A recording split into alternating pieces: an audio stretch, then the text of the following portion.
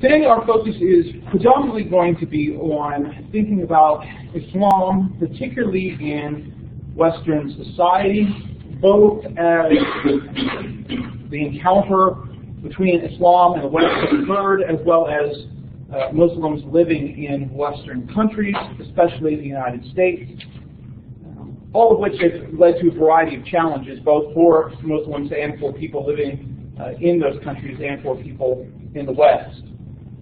It's only been within the past couple of decades that people have started to realize that world history is more than just Western civilization.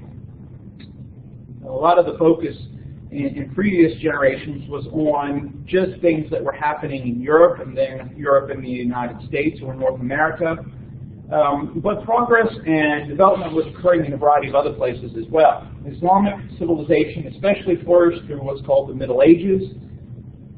And during those times, there were a variety of cultures that interacted, sharing literature, arts, approach to politics that were distinct from what we would call Western civilization or Western Christianity.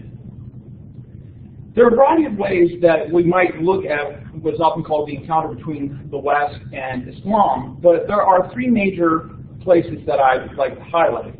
The first major one, of course, would be the Crusades. Now, certainly there were armed conflicts between Muslims and Christians in a variety of other times, but the sustained nature of the violence and warfare through the Crusades marks even the encounter between Muslims and Westerners even today.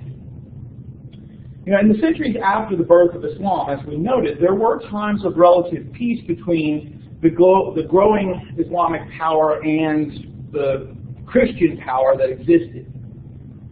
But a lot of that changed in the 11th century, particularly as these kind of conflicts over Jerusalem, the Middle East, came into fore. There are usually three myths that are promoted regarding the Crusades, usually from a Western perspective. First is that it was Muslims that started all of this, which is incorrect. It was not. Muslims were not the provocateurs in the Crusades. The second myth that floats around was that Christianity triumphed. Well, Christian soldiers at times were successful at regaining control of different places, but overall, the Christian powers that went into the Middle East largely failed in their missions to liberate it from Muslim control. And then thirdly, that Christian fighters that went over there were fighting for liberation. Well, you know, that's kind of the overarching narrative, right? This is the thing that is motivating. A lot of people were going not from this kind of grandiose, well-intentioned, let's liberate these countries from Muslim control kind of motive, but instead were going out for gold, right? They were being paid to go to the Middle East. They were going for their own glory. They were going for religious benefits. The popes at various times promised that those that went on this military pilgrimage, as they referred to it, would receive benefits in the afterlife.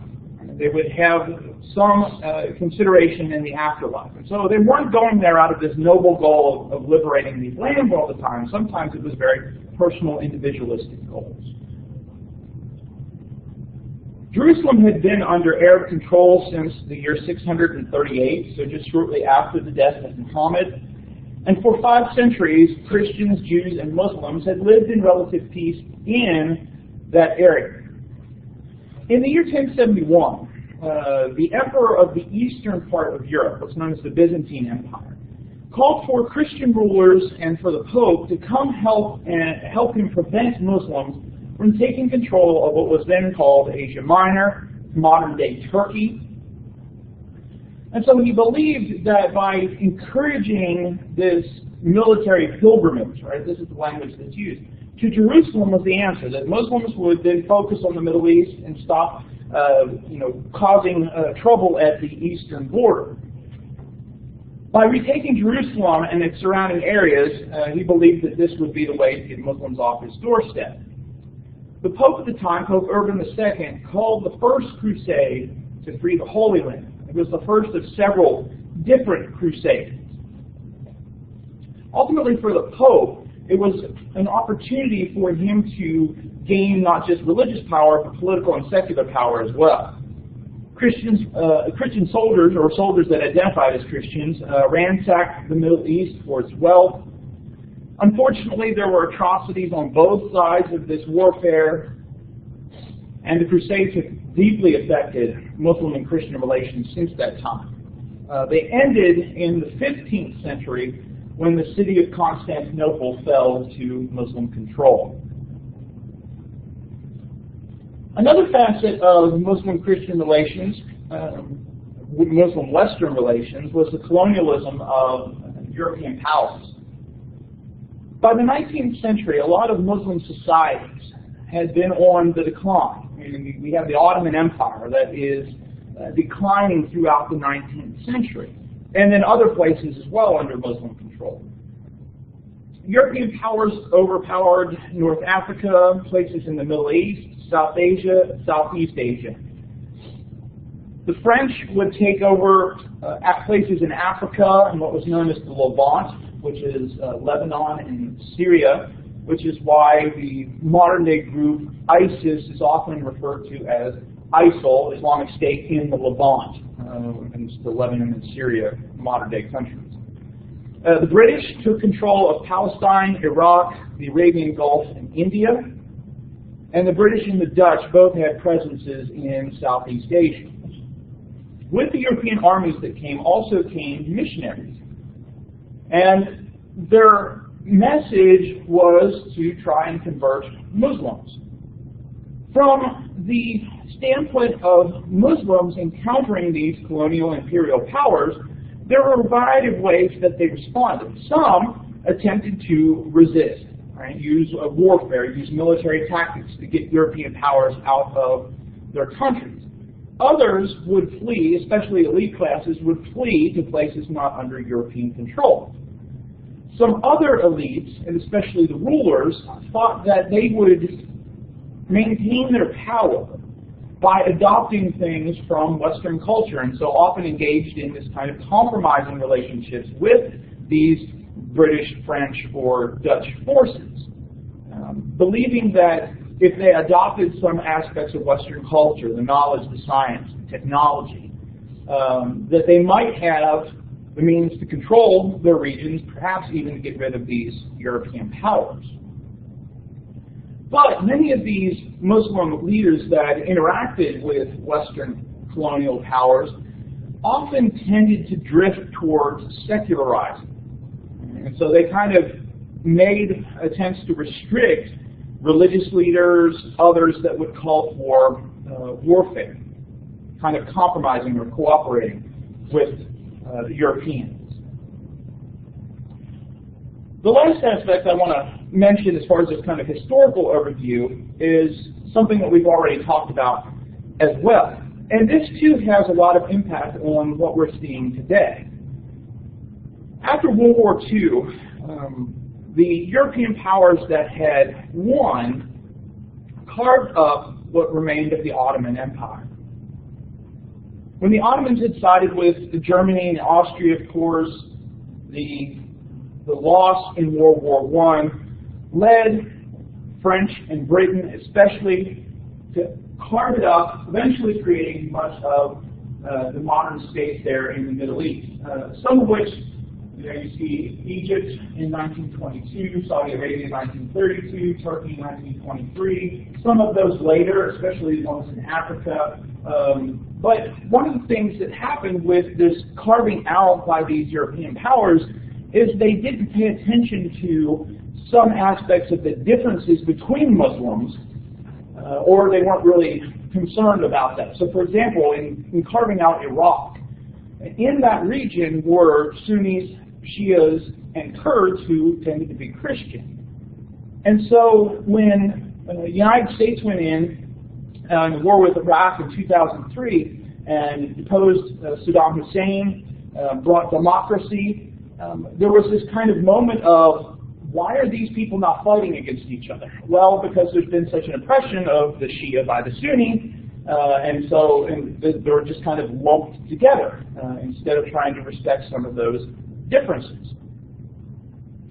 And so a lot of the governments that were put in place in these places were either, colonial powers, right? There was a representative from Britain or France, or it was people who took the time to seize power and then kind of cooperated with the colonial powers again. And so a lot of people in these countries questioned the legitimacy of their power. Who is this person? This is a person who is kind of gotten or has left Islam, has turned away from Islam because they're siding with these European powers, which were understood by Muslims to be Christians. Many of these powers, many of the people that kind of cooperated with the Europeans, tended to then oppress their peoples, and so they ended up being dictators. So you can, I think, understand, although we don't certainly support the antagonism towards the West, you can kind of understand why there would be this antagonism to the West by Muslims, because you're the ones that put these people in power. They oppressed us. They were dictators. And so, this hatred to the West that's kind of been building for several centuries is not without its sense. It's not that it doesn't make sense. Now, certainly, it should not condone bombings, other terrorist activities. But as far as understanding why, I think a lot of it has to do with those aspects. Now, in the context of this upheaval, right, losing power, finding yourself subservient to Europeans, there were a variety of attempts by Muslims to engage in these moments of reform. Right? As they see their countries or their leaders becoming more secular, there were religious leaders that were attempting to try to call the people of these places back to Islam. There was a prophetic tradition that said God will send to this community at the head of each century those who will renew its faith for it. So even in the early years, there was this expectation that people are going to become lax in their spirituality. There's going to need to be individuals who will call people back to Islam, to the Sunnah, to the Quran. One of the elements, and out of this, of course, come several different reform movements. We're not going to talk about all of them. We'll just talk about two that are particularly important for a lot of contemporary issues. But one important aspect of reform is this idea of jihad. Now, jihad, of course, in the West has been tied up with this idea of militaristic struggle. There's certainly that aspect of it. But jihad itself, the term, simply can be understood as struggle or striving.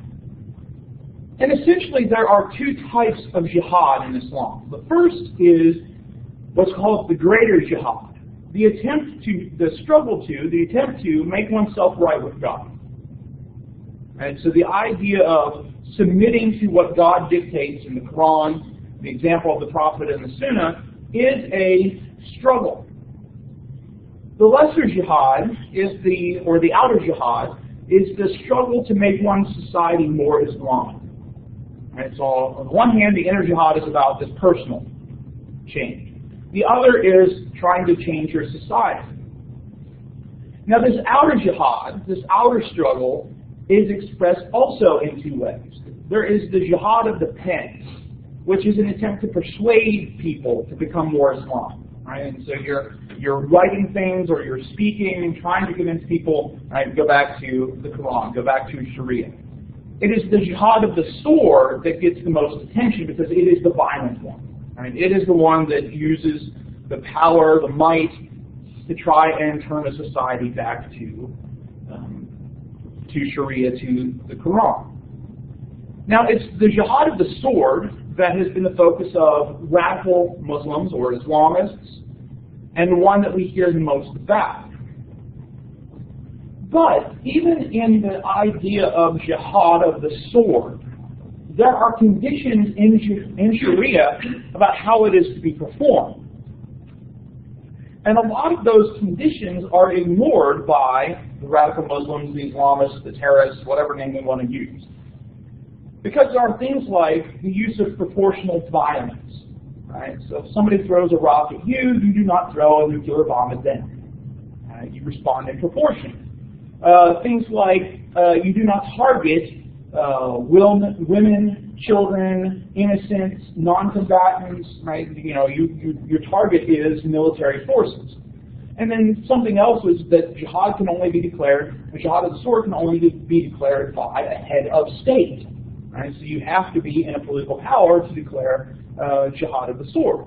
And so most of what we see today that is called jihad in those cases is not jihad according to Sharia. That doesn't mean, of course, that we should ignore the fact that there are those people out there doing those kind of things. But it's, even Muslims who would support outer jihad would say, right, that's not appropriate. So a lot of Muslims would condemn Osama bin Laden, right, because he called for a jihad. And they would say, well, you're not head of state, right, so you don't have the right to call this. And so jihad itself means struggle. The greater jihad is the personal one, but the outer jihad, even there, is not in its essence violence. And so jihad itself does not translate. People say jihad means holy war. It does not. Is there one aspect of it that is a holy war? Absolutely. So that's definitely one aspect of that. But it's not the entirety of what jihad means for Muslims. We talk about two renewal movements. The first one is Wahhabism. The followers of Wahhabism, especially in the early form, called themselves Unitarians, with the idea of emphasizing the unity of God. But the Wahhabis are named after their founder, Muhammad ibn Abdul Wahhab, who lived in the 18th century. He joined forces with a local prince, Muhammad al-Saud, to attempt to create a renewal movement in the Arabian Peninsula. The focus of the Wahhabi movement tended to be militant in those early years because it was trying to unite the Arabian Peninsula. Abdul Wahhab had felt that the Arabian Peninsula and the people that were in power had kind of moved away from Islam and had developed and gone back to some pre-Islamic practices and ideas. And so he's trying to renew this. There was also the spread of Sufism that he was very opposed to, and even to some extent some Shia religious sites and practices. So this is predominantly, we're talking about a movement against other Muslims. He wanted to purify the Islam of the time, thinking that a lot of things that were un-Islamic had gotten into practice there. Muslims that disagreed with Abdul Wahhab were declared enemies of God and faced all sorts of persecution, struggles, until essentially the group did succeed in uniting much of the Arabian Peninsula. And so a lot of Muslims in Saudi Arabia today are Wahhabis or are from the Wahhabi tradition.